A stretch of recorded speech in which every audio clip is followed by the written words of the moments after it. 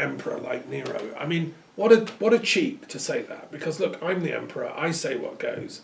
This guy, wasn't he killed as a slave, sort of a heretic? He was crucified, right? So why should we take anything that they say seriously? What do you mean he rose from the dead? What nonsense. Well, Nero didn't like that because, of course, he did believe in the supernatural. He did believe in life after death. He had the sort of intellectual nous of the average Roman Neoplatonist person who did believe in life after death. So he thought that was, they've launched occult war on Rome, have they? Okay, well, the only way we can do is fight back with occult war. So that's why Nero started his pogrom of Christians. And he started rounding them up and massacring them.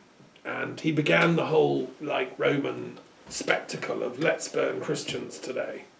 Let's execute them in the circus. Let's kill them. And it became a sport for Rome for a couple of 100 years.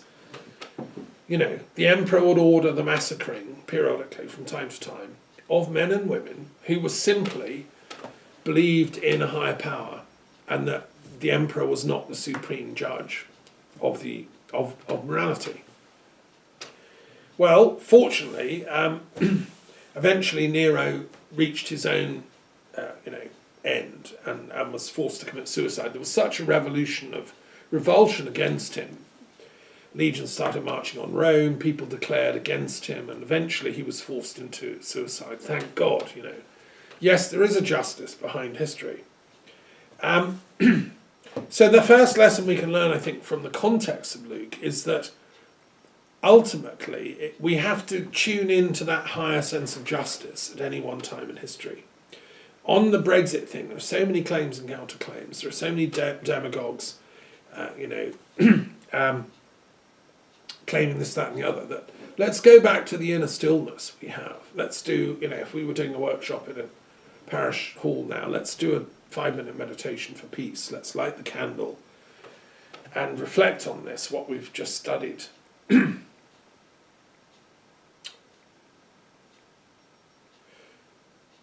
So, at any moment in history, there are these titanic forces involved. History is a moral struggle. It's not simply, a succession of dates you need to learn to get an O-level or GCSE. It's an inner narrative. And it's all going on at the same time. So whilst Nero is there plotting away how to destroy the Christians, here's old Luke and Paul, chatting about how they can record these amazing stories so that other people get to hear the good news. So it's not a question about moral neutrality. The fundamental point of the Christian witness is to bear witness to a higher power than secular temporal law that is proclaiming itself as the absolute, do this or else. And in the matter of Brexit, it's very subtle and complicated, but my analysis of this is that the decent kind of ordinary law-abiding British English person says to himself or herself, okay, there was a referendum, yeah, I may have voted Remain, but they won. So that was the law, so let's just do it and keep our heads down and be law-abiding. The problem with that is that if you really read the small print and go into it, that referendum was by and large illegal. It was falsely constructed, falsely sold, it was missold, and you know that in insurance policies, if they sell you something, it's not valid, right? That referendum was missold because it was told it was advisory, but now it's been interpreted as if it was cast iron legal. It was done with cheating by the side that won. Now this would have been enough to have it annulled if it had been compulsory. Now that's an incredible admission by the courts because, what they've said is if this was a compulsory, legal, binding thing, it would be annulled now. But because it wasn't, it isn't being. But it's still being interpreted as if it was legal and compulsory. So if I'd been the defence lawyer for that prosecution, I would have said, well, you can't have the argument both ways. Because it's being interpreted as if it was cast iron in law. So it should be judged as such and therefore declared annulled. But the point anyway is that people are saying to themselves, okay, I want to be law-abiding, I want to do what's right, so I'm going to just stick with the result. the point of Christianity, the point of Luke coming to Rome with Paul to bear witness to the higher truth, is that spiritual law trumps secular law, temporal law. You see, this is fundamental to the whole of the Christian teaching and the whole of Christ's teaching and the whole of the teaching of all of the sages of the whole of history. You know, there are two levels of law. There's the written law, the kind of law you get in courts, you know, the acts that are passed by Parliament. Then there's the moral law, which is the law that's written on our hearts. It's our innate sense of right and wrong. It's what the Earl of Shaftesbury called our moral sense, and I'll be coming back to him at the end of this talk. That moral sense, that inner knowledge of right and wrong, is universal. It's there, whatever your culture, colour, creed, gender, age. You know, we know as kids, if we bully somebody, that's wrong. You just have an inner sense. And if you do something nice for people, you get a good feeling. It's our moral sense. Now that predates law and is the source of law. Laws are simply agreements to write down things that come from that innate moral sense. But and in places and times and cultures where that moral sense becomes deadened and the public collective consciousness sort of, you know, begins to break up into nasty competitive warring egotisms, then that law becomes all the more important, the written law, and lawyers become, you know, the most important of all professions. In a moral society, you don't really need lawyers or police forces because people are following their moral sense. That was the essence of Paul's teachings, because he had been a fervent pursuer of written law. And by the time of Christ, Judaism had deteriorated to some extent into a sort of cult of written laws. It had its scriptures, it had its strict interpretations, and it had become a sort of almost obsessive, regimentary way of regulating your entire life, which was written down finally, eventually, in the Mishnah and then the Talmud. This desire to hold forth in legalist terms had become a sort of obsession, I think. Christ was saying, as a rabbi, he was on the liberal wing of the rabbis, he was saying, look, you know, written law's great, yeah, follow it, but do it liberally. Do it, interpret it with compassion. Always bend the law in favour of love and compassion and mercy. Other great rabbis, Hillel and so on, had said the same, and Paul was actually raised in that school of rabbinical Judaism, Pharisee traditions. Unfortunately, let's be more optimistic. Fortunately, the story that Luke tells is one of the triumph of that realization. It's how the Pharisee, the legalist, eventually gets the blinding light, gate to Damascus, and sees there is a cosmic law behind the written law. That was the moment at which Christianity becomes a universal faith path. Before that, it was just like one of a few competing, squabbling sects in the Judean provinces. When Paul has that breakthrough moment of insight, realization that what Christ had been going on about was universal morality and the truth of the ultimate, he realizes he's got to jump ships, you know, and join that team of truth upholders and witnesses. So that's what they're doing going to Rome, Paul and Luke, and that's why they've appealed to the law to say, look, I'm innocent. I haven't broken your written laws, and I haven't broken any cosmic laws either.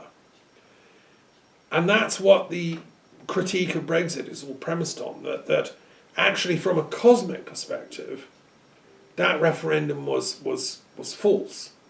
To uphold it is to take the legalist position of the nincompoop that says, well, I know it's bad for the country, I know it's going to destroy my relations with all my friends and relatives all over Europe, I know that it's really insulting and annoying to all the 3 million Europeans living in Britain, I know that it's being backed by extreme racists and xenophobes and neo-fascists who are using it to kind of like promote their violent agenda. I know that it's going to break up the UK and make Scotland so annoyed with us that they're going to leave. I know it's going to lead to absolute chaos and mayhem on the streets of Northern Ireland, probably a resumption of war, and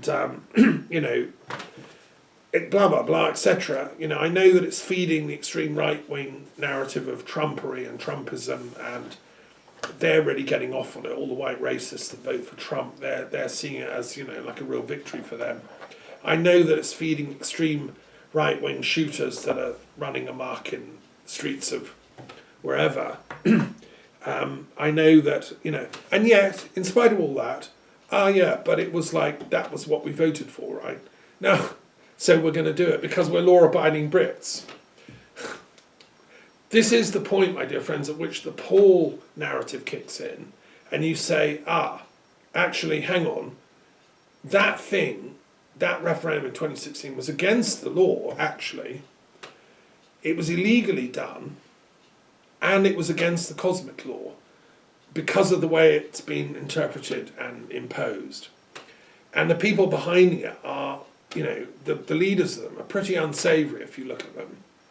And what they're doing is pretty illegal. I mean, some of them are saying they're going to take to the streets, get guns out, riot, threaten civil war. Actually, I don't really want to be in that company. I don't think they represent that middle-of-the-road, decent, law-abiding Brit who likes to do the right thing. I actually don't. So the penny starts to drop. And then at that point, the Christian has to say, well, whose side is the cosmic law on here? And that's where we need to read our Luke to find out. So let's do a bit of reading here. Okay, so the preamble, yes, I'm writing to you, Theophilus, to explain the background of everything that I know about what happened with this Jesus incident. And I'm doing it because I'm trying to help my friend Paul, who's up for trial now.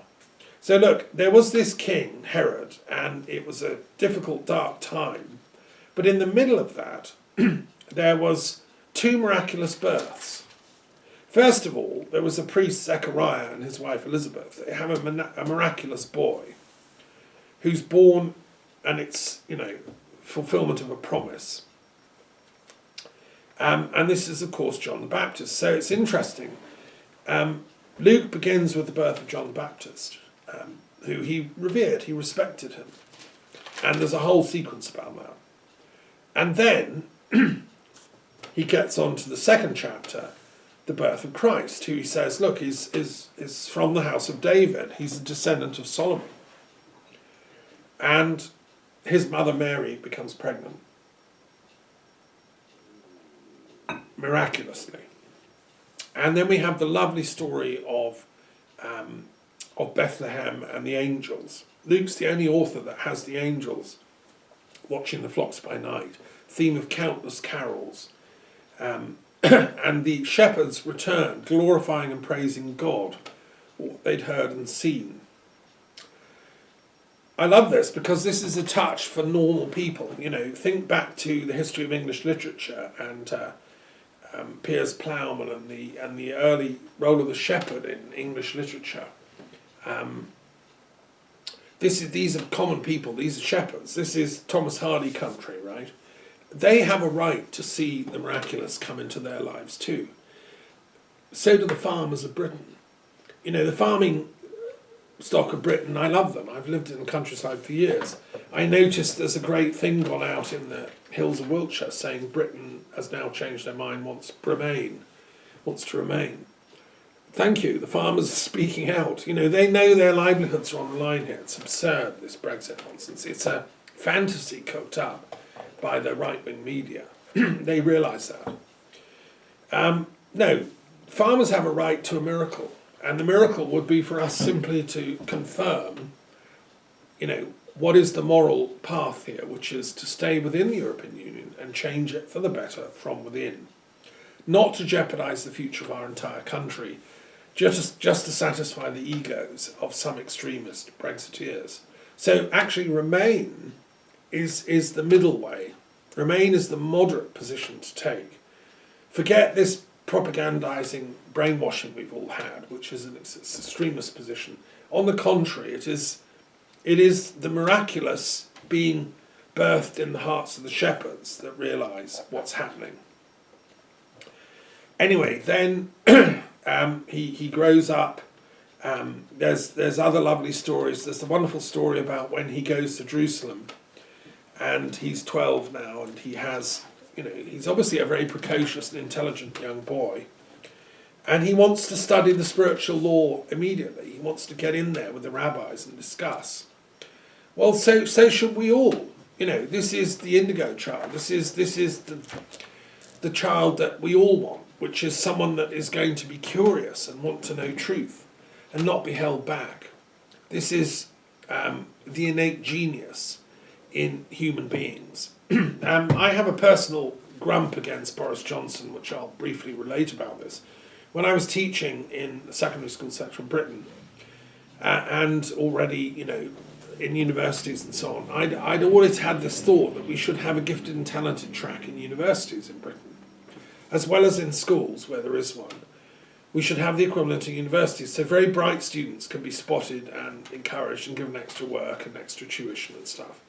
Because universities run the danger of becoming kind of middle of the road, boring, let's go for the safe kind of thing, instead of true academies of soul, soaring, spiritual, intellectual adventuring, which I know they are at their best, and I've taught at Oxford University. That's a good university where you can do that, blue skies thinking, but universities of XYZ are not permitting it because they're run by mediocre sort of bureaucrats of knowledge who keep safe. Everything has to be like by tick box. That's not how innovative and genius works. And if we're going to keep the next generation of geniuses in our schools and universities, we have to be flexible in the way we structure the curriculum. Even the building designs need to change, okay? So I thought up this idea, let's have a gifted and talented track for universities. And I wrote to the Higher Minister of Education at the time, it was a Labour government, then got nowhere. Then I wrote to other people, got nowhere. Finally I had this idea, I know, I'll write to the Mayor of London because he seems quite intelligent. My daughter had been to had met his English tutor at Eton who said, yeah, he was quite intelligent. And so I thought, well, okay, I'll write to Boris Johnson, who was the Mayor of London, and give him this idea, gifted and talented scheme in universities. He could implement it in the entire London region as mayor. And because University of London is my alma mater, it's where my degree and my PhD come from, I thought London would love this, And there are loads of other universities in London that could all run it. And it could pioneer it for the world. There isn't a scheme like this anywhere in the world. So I wrote the letter, and what does Boris do? Completely ignores it. Then he gets an underling to ring me up, and the underling rings me up, and we have a long chat, and she says, well, Boris is quite interested in this, but all he wants is to focus on, like, maths, technology, and STEM subjects. That's all. And my heart sank, because that's the complete misunderstanding of what the project was about, which has joined up interdepartmental, interdisciplinary thinking. A gifted and talented track at university would take you out of your little narrow degree, program of whatever, say maths or French or whatever the sort of subject is, and then expose you to the wonderful, luxurious adventure of interdisciplinary studies. So it would, for instance, if you're doing a maths degree, you would then get extra courses on the history of maths, the philosophy of maths, psychology of maths, advanced phenomenology of mathematics, etc., etc. You'd be thrown into the cutting edge of knowledge.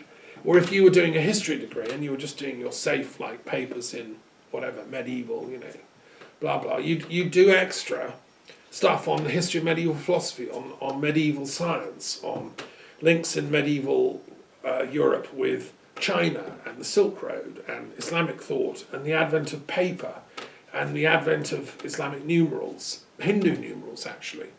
And you'd be doing medieval world history before you could blink. That'd be the sort of gifted and talented track, right? None of that appealed to Boris. He probably literally did not understand what I was talking about.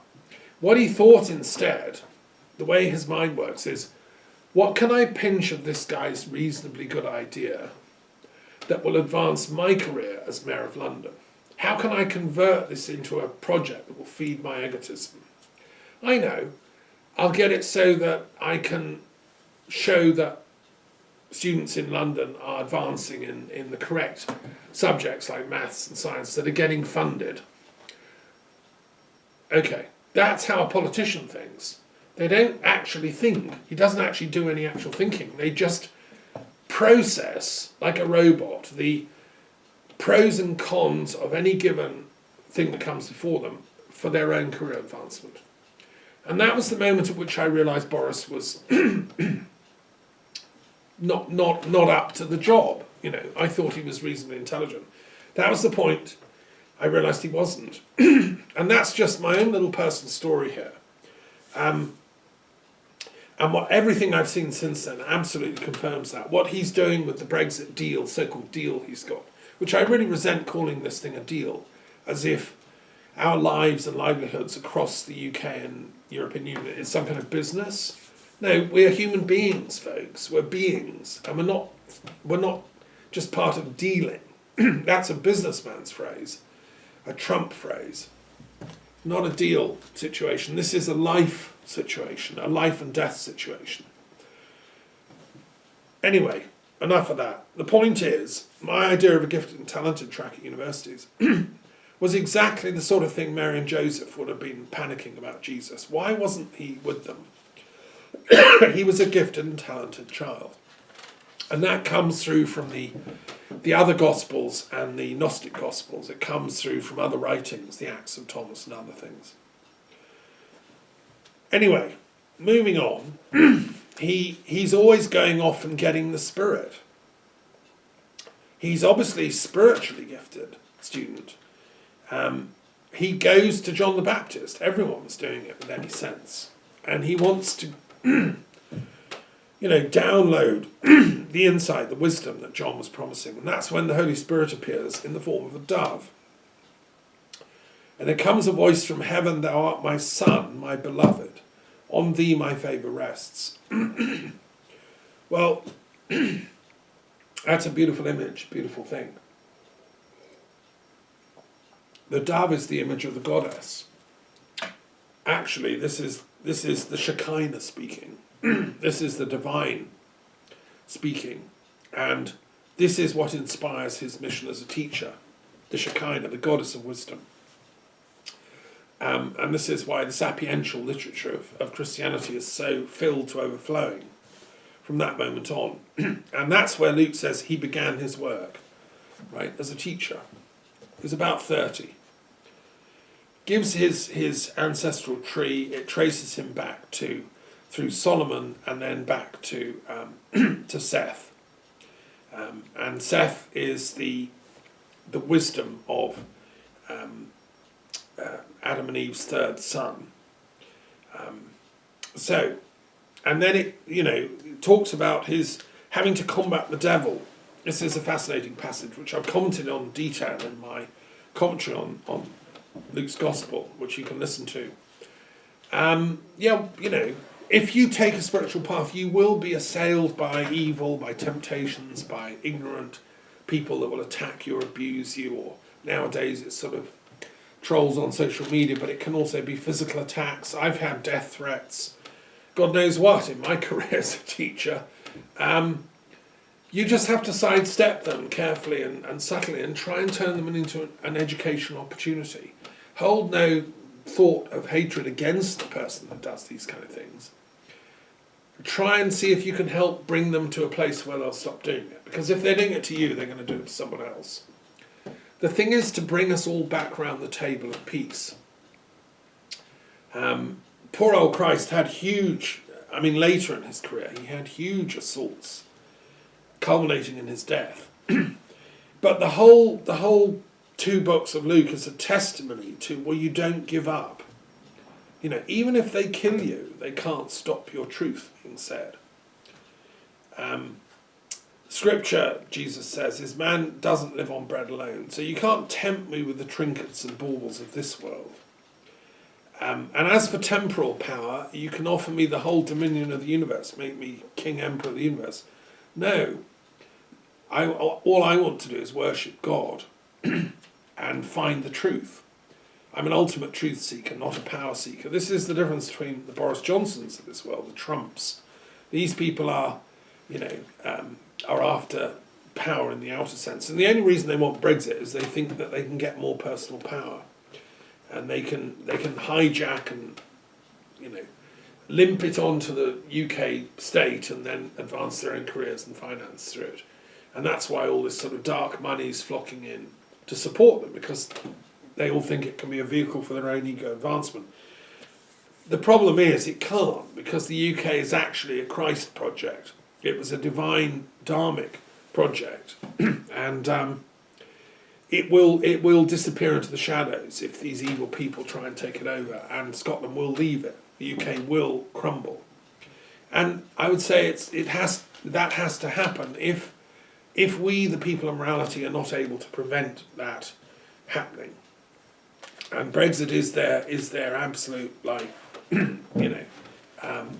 devilish project to what they think is their personal ego advancement.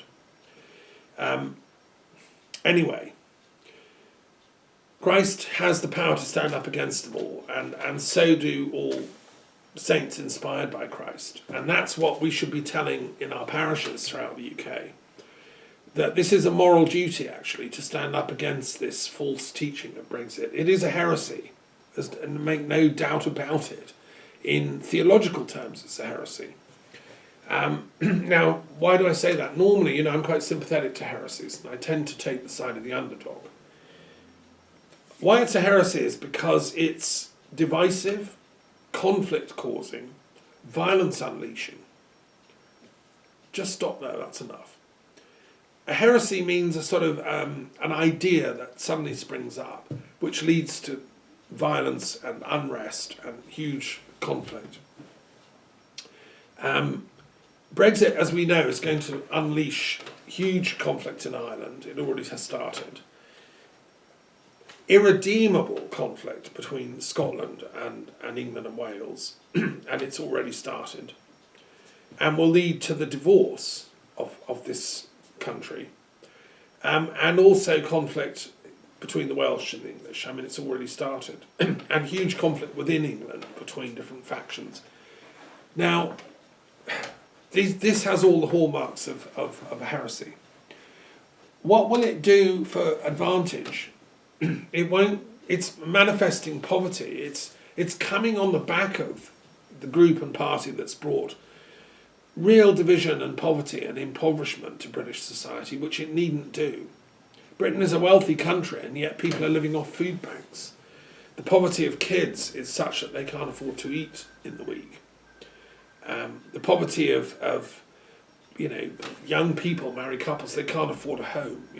It's scandalous. Well, why is this happening? Because more and more wealth is being sucked into the hands of this tiny minority of people, who are precisely the people engineering Brexit, the Rees-Moggs, with money, now we know, in offshore accounts, which is all immoral. So, what would Luke say about all this?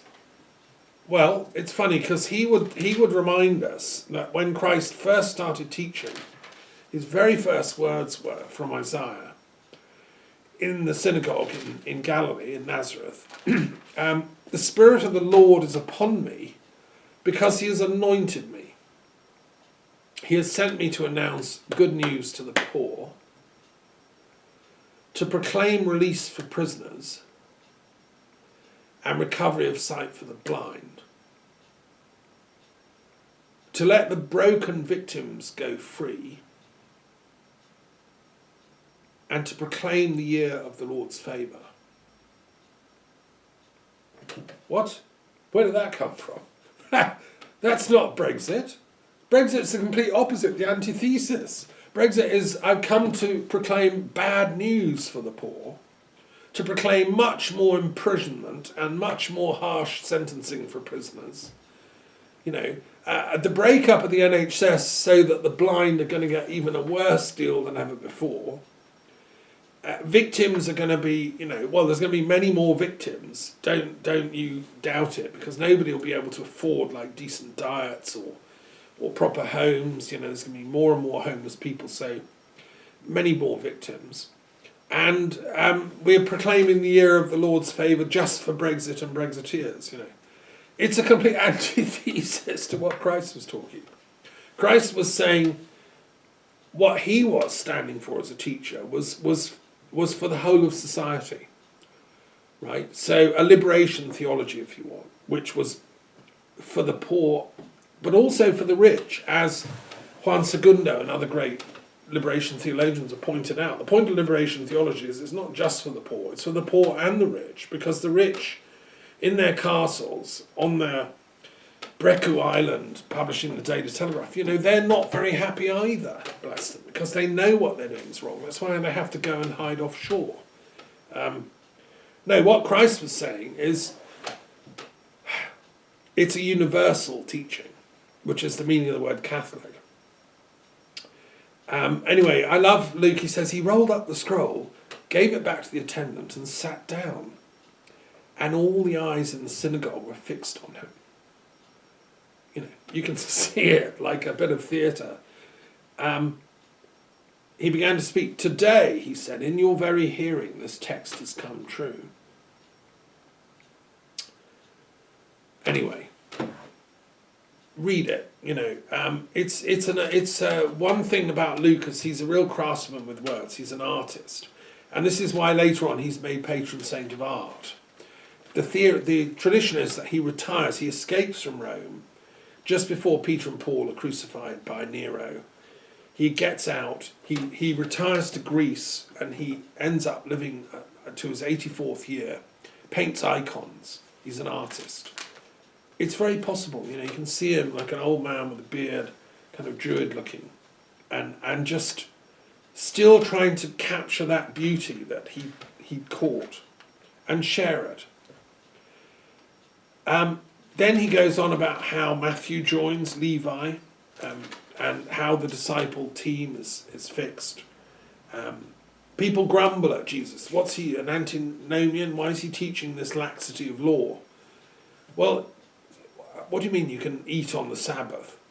Look, the Son of Man, says Christ, is sovereign even over the Sabbath. The Son of Man phrase is taken from the book of Daniel, but also the book of Enoch. And whether Luke had read the book of Enoch, I don't know, but certainly the early Christian circles had. Jesus had, I believe. And you know, if you haven't yet read the book of Enoch, please do, and also listen to my commentary on it, because you can't understand any of the Gospels or Christ's mission without reading at least the first book of Enoch, which was written before Christ and which Christ would have read. And it's where he took his mission statement, because the first book of Enoch talks about the coming of the Son of Man. When Christ read that, he said, gosh, I finally got my manual. You know, that's my theory. And if you listen to my commentary on the book of Enoch, you will understand what I'm saying. He's always going out into the hills to pray, as Jesus. In other words, his mission is about spiritual upliftment, not about, you know, it's not just a material revolution kind of thing. It's not Marxism. Marxism is just one tiny little froth from the wave that Christianity actually is, which is a spiritually charged renaissance of the fullness of all our being. So the word Catholic means both universally applicable to everything, but also universally applicable in every part of ourselves. And that's what Jesus was teaching, and it comes from a spiritual place. You know, when Boris and the Tories and the Commons say, we're trying to uplift everybody, we're trying to level up, and he grumbles at Labour, they're just catering for the poor. This is such an archetypal misunderstanding on their part, and going right back into the history of politics. The true Christian in the Commons at the moment, it seems to me, is Bercow and the Queen, because they're the genuine middle way. What we should be doing is uplifting everyone to the point of